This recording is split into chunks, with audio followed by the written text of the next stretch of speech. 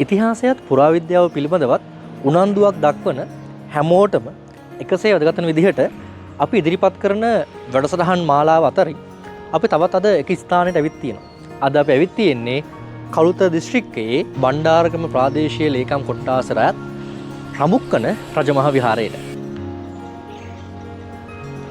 කළුත දිස්ත්‍රික්කයේ තුල ඓතිහාසික වශයෙන් වැදගත් ස්ථාන රසක් තිබෙන අතර ඒ ස්ථාන අතරින් වැදගත් සෙල්ලිපි සහිත ස්ථාන 18ක් පමණ හඳුනාගෙන තිබෙන බව මහාචාර්ය කරුණාසන හෙට්ටිආරච්චි මහතා සඳහන් කරනවා. ඉතින් මේ සෙල්ලිපි අතරින් ඊටාම වැදගත්ම ඒ වගේම පැරණිතම ශිලාලිපි අපිට හමුවන්නේ මෙන්න මේ කියන රමුක්කන රජමහා විහාරය තුලින්.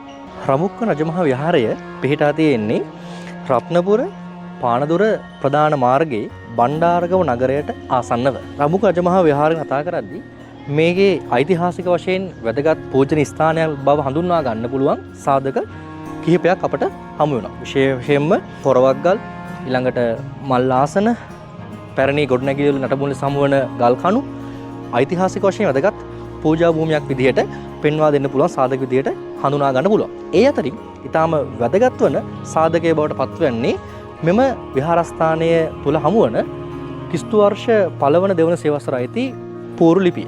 ඉතින් මේ පූර්ව ලිපිය ගැන කතා කරද්දී මෙහි ඓතිහාසික වශයෙන් වැදගත්කම ඉතාම හොඳින් අපට හඳුනා ගන්න පුළුවන්. මේ පූර්ව ලිපිය පේලි දෙකකින් සමන්විත ලිපියක්. පළවෙනි පේලිය තුල සඳහන් වෙලා තියෙනවා මවිහෙර මචිත තෙර සයුත බණකේ. දෙවෙනි පේලිය කියනවා විහරේ සයුත බණක හමනන කියලා. ඒකේ අදහස් වෙලා තියෙන්නේ මහා විහාරයට අයත් මහා චිත්ත තෙරුන්ගේ සංයුක්ත බාණක විහාරය සංයුක්ත බාණක මහණුන් උදෙසාය. මේ ශිලාලිපියේ කියන ආකාරයට මහා විහාරයට අයත් මහා චිත්ත නම් තෙරුන් විසින් සංයුක්ත බාණක විහාරය ගොඩනගා තිබෙන ආකාරයක් අපිට හඳුනා ගන්න පුළුවන්. ඒතර මේකෙන් කියවෙන තවත් කරුණු කාරණා ටිකක් විමසා බලුවහම මේ විහාරය මහා විහාරයට අයත් බව පැහැදිලි වෙනවා.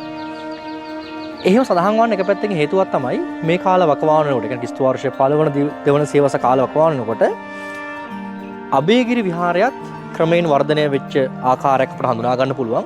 ඒ නිසා මේ විහාරය මහා විහාරයට අයත්යයි කියන එක විශේෂ සඳහන් කරන්න උවමනා නිසා එම සඳහන ශිලාලිපිය තුල අන්තර්ගත කරන්න ඇති කියලා අපිට විශ්වාස කරන්න හැකියාවක් තියෙනවා. අතීතයේ මේ ධර්මය කටපාඩමේ රැගෙන ආ භික්ෂුන් වහන්සේලාව හඳුන්වන්නේ බහණකවරු කියලා.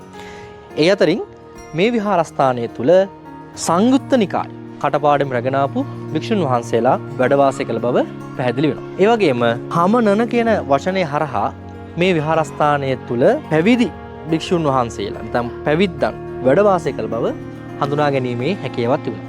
අනුරාධපුර මහා විහාරයට සම්බන්ධතා ඇති ත්‍රිපිටකය කටපාඩම රැගෙන ආපු සංයුක්ත බාණක ශ්‍රමණ පරපුරක් මෙම විහාරස්ථානයේ වැඩ වාසය කළ බව ඉතාම හොඳින් අපට පැහැදිලිව හඳුනා ගැනීමේ හැකියාවක් තිබෙනවා. ඉතින් මේ විදිහට අපිට කළුත දිස්ත්‍රික්කයේ පැරණිතම ශිලාලිපි හමුවන ස්ථානය පිළිබඳවත් ඒ ශිලාලිපියේ වැදගත්කම් පිළිබඳවත් හඳුනා ගන්න පුළුවන්. ඉතින් තවත් මෙවැනිම වැදගත් ස්ථානයක් පිළිබඳව නැවත ඔබ සමග හමු වීම බලාපොරොත්තු වෙමින් අපි අදට සමුගන්නවා. ඔබට සුබ දවසක්.